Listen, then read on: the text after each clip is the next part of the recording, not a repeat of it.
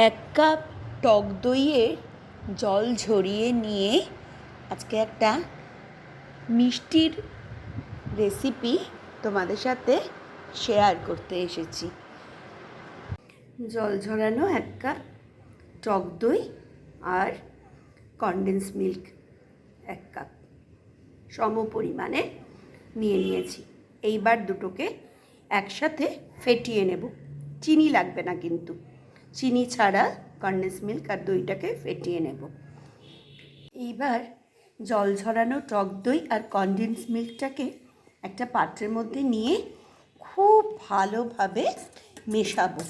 তোমরা চাইলে এটাকে মিক্সিতেও ফেটিয়ে নিতে পারো, কিন্তু আমি এটা এখানে হাতে করেই মেলানোর জন্য নিয়েছি। এইভাবে সুন্দর করে একসাথে মিলিয়ে নেব এটাকে, যতক্ষণ না এর দইয়ের লাম্পগুলো মিক্সড মানে একদম প্লেন না হচ্ছে। ঢালা থাকলে তো ভালো লাগবে না। এই দইয়ের ঢালাগুলো যাতে যতক্ষণে মসৃণভাবে না পেটানো হচ্ছে, আমি ততক্ষণে কিন্তু এটাকে ফেটাতে থাকবো। তারপর দেখো, এইখানে খানিকটা এলাচ নিয়ে নিয়েছি। এই এলাচটাকে গুঁড়ো করে এবার এর মধ্যে দিয়ে দেব, এলাচ গুঁড়ো দেব। একটা হালকা এই এলাচের ফ্লেভারটা এটার মধ্যে খুব সুন্দর ফ্লেভারটা গিয়ে পড়ে, একটা হালকা স্মেল তৈরি করবে। ভ্যানিলা দেওয়ার দরকার নেই, চিনি টিনি কিচ্ছু দিতে হবে না। এই কনডেন্স মিল্ক আর দই ফেটিয়েই এটা সুন্দর একটা দই ভাপে একটা সুইট ডিশ তৈরি হয়ে যাবে। বাড়িতে কেউ এলে গরমকালে একদম দিতে পারবেন।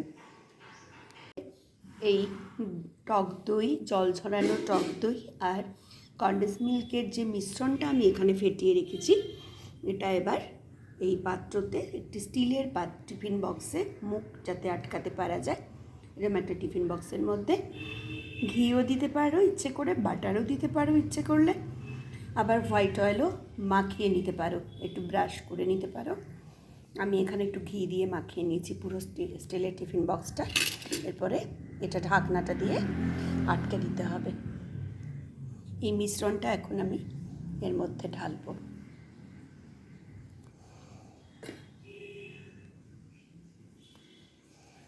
দেখো, এখন সমগ্র মিশ্রণটা কিন্তু আমি এই বাটিতে পুরোটা ঢেলে নিচ্ছি। সমগ্র মিশ্রণটা এই তেল মাখানো বাটিটির মধ্যে ঢালার পরে আমি কিন্তু এবার ছাড়িয়ে রাখা এলাচি যে গুঁড়ো করেছিলাম সেইটুকুনি এর ওপর দিয়ে একটু ছড়িয়ে দিলাম, গন্ধের জন্য, সুন্দর গন্ধ হবার জন্য এলাচের গুঁড়ো ছড়িয়ে দিলাম।